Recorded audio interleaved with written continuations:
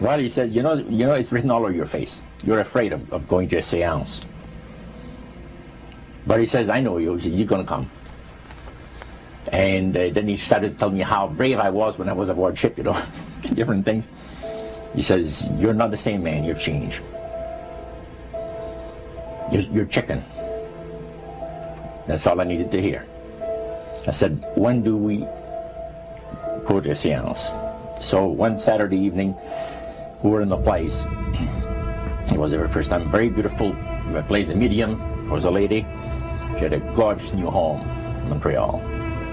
And there were about 20 invited guests there. I wish I was one of them. And she communicated with the spirits for different people there.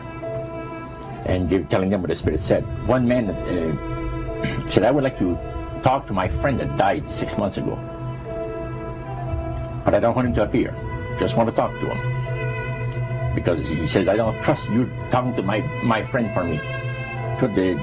So the medium says, let me inquire of the spirit. Yeah, the spirit will talk with you. And that big masculine voice was heard in the place. It says, hi, Frank. It's nice of you to ask for me to talk with you. And they had a little chat. And after it was over, Frank says, this is the greatest thing on earth, to be able to talk with the spirits of the dead. Then the medium said, we have a very special surprise tonight for you people.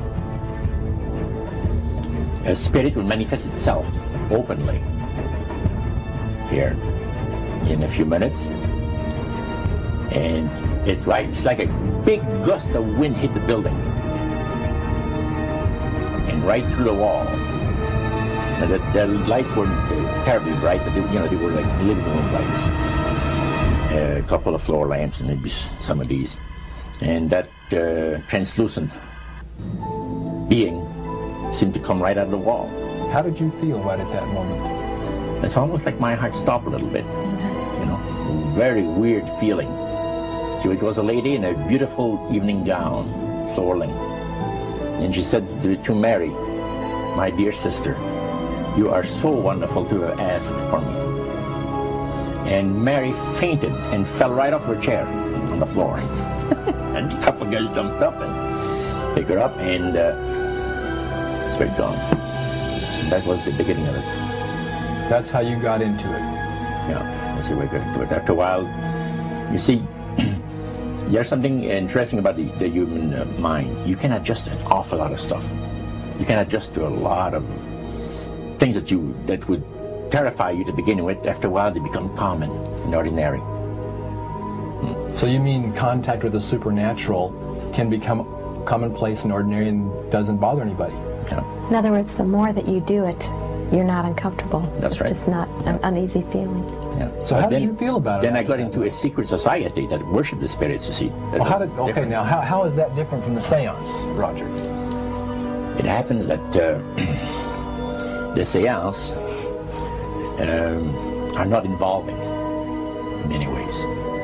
But when you get into a secret society of spirit worshippers, then, and especially when you're invited there by the direction of the higher-ups in the spirit world, you never get out of there alive.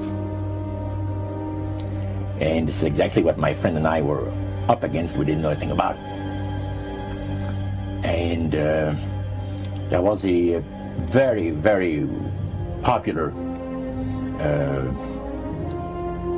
big band leader. Jazz musician? Band, yeah, very famous. And one night we went to one of these seances, and he was with his wife. So Roger, you're at this restaurant. What happened? We sat there, and we had our favorite alcoholic beverages, you know. And as we talked,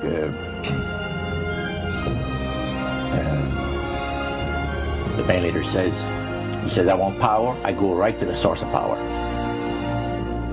And he says, how do you think that I became famous the way that I am? Well, I said, you must have had some good luck. Well, he says, there's no such thing as good luck. He says, there's either some power working for you somewhere, or you don't get ahead in this world. Not in my type of occupation. So it went from there. We got talking about spirit worship. Did it intrigue you? Or did it make you want to find out more about what exactly he was talking about? Yeah. So he said the supposed spirits of the dead that you're talking with are demon spirits. They're fallen angels. They're beautiful beings. Just set it out, just like that. Oh yeah. It didn't make you uneasy when he said they were... Well, it shocked you a little bit, you know, something that you first hear mentioned to you. He said, you guys have got a great future ahead of you. Because we've been told, the high priest of our society, secret society, has been told that the master has very special plans for you too. Now, what did he mean by the master? Satan. And we were interested to hear more about it. And he told us, he says, look, we worship spirits. We worship Lucifer and all his angels. They're just as beautiful as they did before they were cast out of heaven. He says there was a misunderstanding in the whole thing. He says among the inhabitants of the galaxies. And he says our master was misunderstood. And God did not bear with him like he does with people that make mistakes today. So we're in a warfare, good against evil. And we happen to be the evil ones, but we're not that bad. He says, I look at this business between the forces of good and evil. He says, you believe in one person believe in God, and everyone believes in Lucifer. It's like politics. So the great controversy is real. And you've heard someone talk about it that's on the other side. And to these people, they are sold to the fact that Christ will not return to this planet with power and great glory. He's going to abdicate all claims to the planet, because the high priest once said that Christ will abdicate all claims to the planet because he knows that it is lawfully and rightfully Satan's. And at that time, he says, so the priest says, well now, he says, for those of you that are new, let me tell you that this is the most feasible way, he says, to please the spirits. It's to deride Christ and his people, you know, and his church and all that. So they sing out of Christian hymnals. They didn't sing Christian words to the hymns, however. Well, they changed a lot of them. Yeah. And not for the good. It's a form of blasphemy. Yeah. Such as you see today in the rock music world. You see the entertainers, they have these crosses. The ladies got earrings, crosses. The guys got crosses. This is a form of blasphemy, a form of deriding Christ. You see. Spirits cause the people to do that, to find pleasure in wearing this type of emblem, which is the cross is the emblem of the crucifixion of Christ to the Christians. Better to reign in hell than serve in heaven, is that it? Why not? I'm here on the ground with my nose in it since the whole thing began. I've nurtured every sensation man has been inspired to have. I cared about what he wanted, and I never judged him. Why? Because I never rejected him. In spite of all his imperfections, I'm a fan of man.